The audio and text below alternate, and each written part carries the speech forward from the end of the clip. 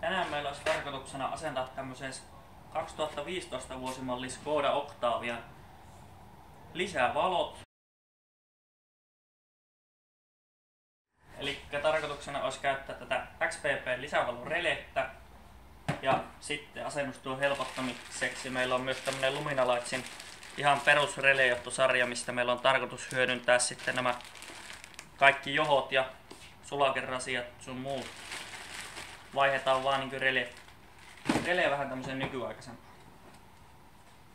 Tosiaan meillä tämä auto olisi tässä tämmönen Skoda Octavia ja tämä on varustettu näillä Peak-xenoneilla ja sitten siinä on myös se kaarevalo-ominaisuus, eli tässä ei enää varsinaisia lähi- ja kaukovaloja ole erikseen, vaan kaikki toiminnot on tässä samassa silmässä. Ja nehän on nyt nykyautossa aiheuttanut tosi paljon ongelmia. Sieltä ei enää löydy, se herätevirta ei löydy niin helposti, mitä se on entisajan autossa löytynyt. Ja sitten tuommoinen perusrele saattaa aiheuttaa siinä ajotietokoneessa vähän hämminkiä, eli ne ei toimi sitten oikealla lailla. Ja siksi meillä on nyt tullut tämmönen XPPn lisävalon rele, millä me nyt tänään asennetaan nämä valot. Ja ensimmäinen hommahan tässä varmaan olisi se, että meidän pitää vähän tutustua tänne pellin alle, mitä täältä löytyy ja mihin me saadaan tuo rele tänne kytkettyä. Ensimmäisenä lähettäisiin katsoa vähän tänne esimerkiksi sulakerasiaan, että saataisiko me täältä nätisti virtaa. Eli tännehän meille tulee akulta suora virtakaapeli. Me voidaan ottaa sulakerasialta täältä virtaa. Mä ei tarvitse tuonne akkuun laittaa välttämättä sitä virtakaapelia ollenkaan. Ja sitten äkkiseltään näyttäisi, että tuolta löytyy maadotuspiste. Saadaan sitten maa tuolta pultin alta tai mutterin alta.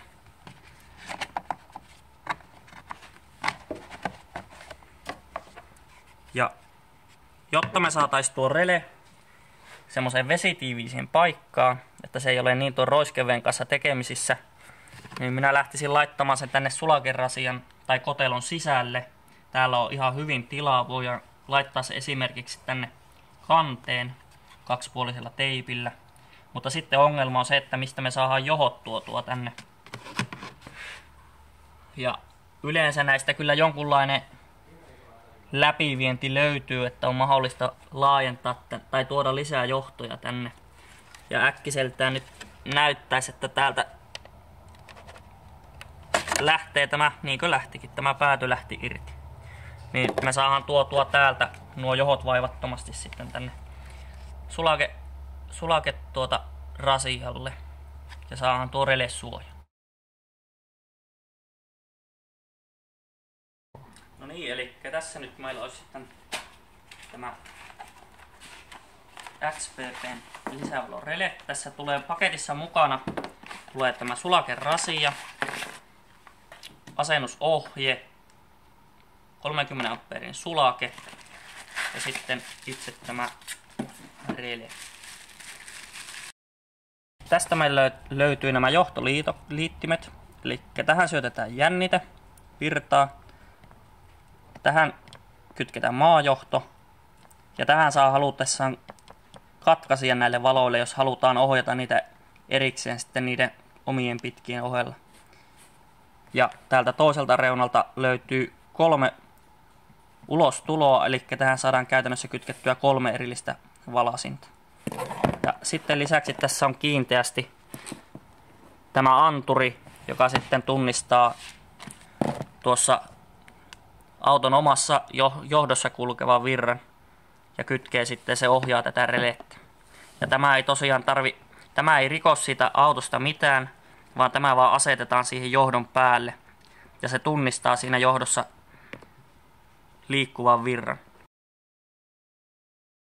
Sitten meillä on tosiaan tällä kertaa käytetään tätä Luminalightsin perusrelejohtosarjaa.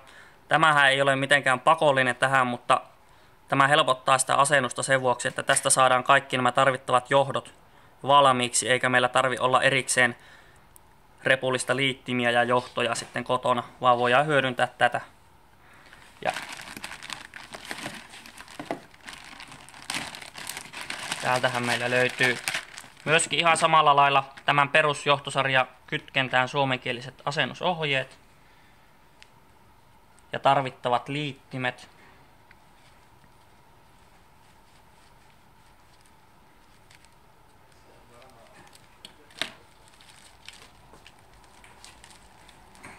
Ja tästähän se vyyhti alkaa purkaantumaan. Eli käytännössä me hyödynnetään tästä johtosarjasta.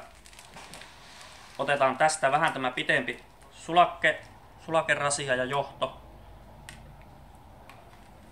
Ja valoille menevät johdot saadaan tästä valmiiksi kaksinapaset johdot liittimillä varustettuna. Ja sitten tästä löytyy vielä maajohto, saadaan hyödynnettyä. Ja sitten jos haluaa, niin tästä voi ottaa tosiaan tämän erikseen tämmöisen katkaisijan vielä käyttöön, mutta tässä tapauksessa me ei sitä asenneta. Nyt pikkusen tätä karsitaan täältä näitä johtoja, saadaan tätä pyyhtiä vähän selvemmäksi. Eli tämä jää nyt meillä ylimääräiseksi.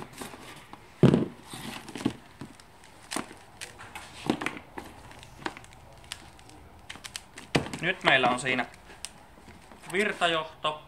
Saadaan sulakkeella tuolle releelle virta, saadaan releelle maa ja sitten kahdelle valolle sitten syötöt tuosta releeltä.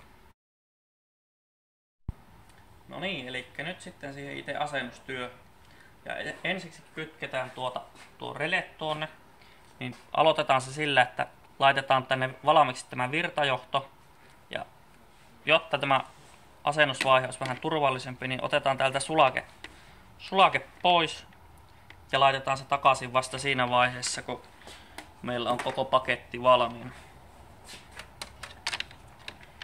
Ja tosiaan meillä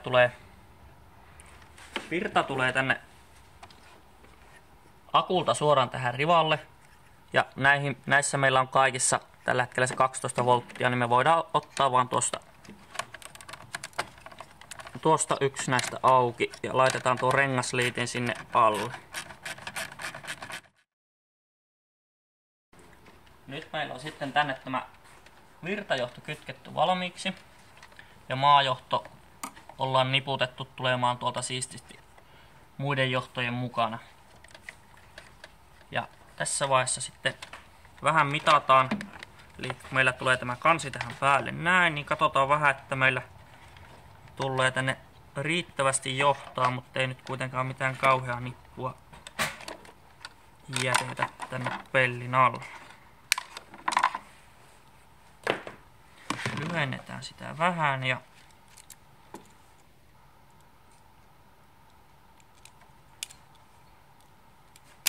kuoritaan se.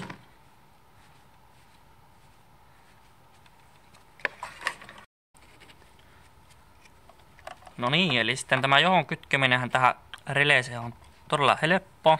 Pieni meisseli, painetaan vain tuota lukkoa pohjaan, pannaan johto paikalleen ja otetaan meisseli pois, niin se jää sinne sitten kiinni.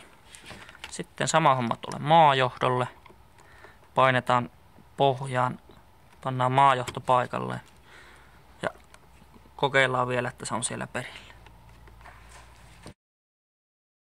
Sitten voitaisiin kokeilla pannaan tässä vaiheessa käytetään sulaketta paikallaan. Tässä meillä välähti äsken valo. Ja kokeillaan tätä anturia tänne johtoon.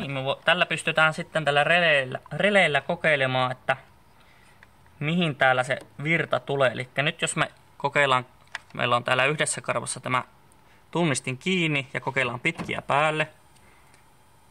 Jos tämä olisi ollut oikea johto, niin tänne olisi syttynyt tähän Active-kohtaan valo, mutta se ei ollut se.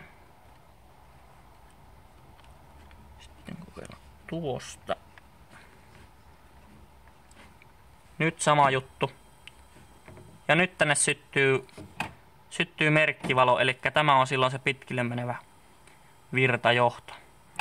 ja sattuu vielä kerralla oikein päin tämä johto. Eli nyt voin näyttää sen verran, että jos me kytketään tämä tähän johtoon toisin päin,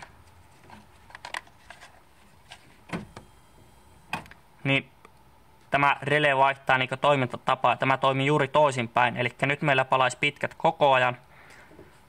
Ja silloin kun kytketään pitkät päälle, niin se taas katkaisee täältä virran.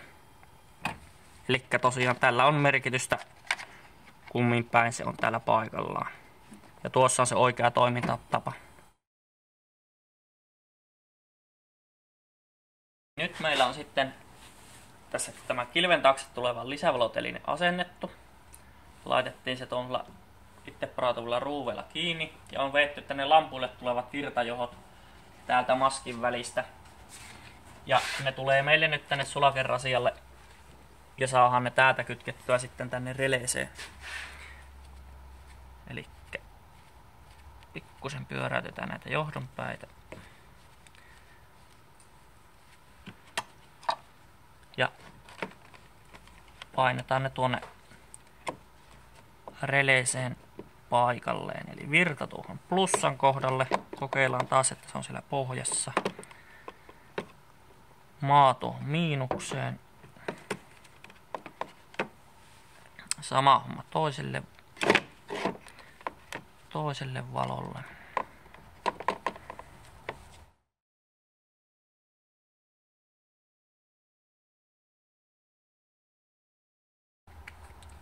No niin, ja osassa autoistahan tämä on sitten, täällä saattaa olla nämä releet eri järjestyksessä ja siellä voi olla vähän varusteesta riippuen vaikka minkälaista palikkaa täällä alla. Eli jos sattuu, että se ei esimerkiksi sovi tähän kanteen, niin ainakin tässä mallissa tässä on tämmönen erittäin hyvä aukko sitten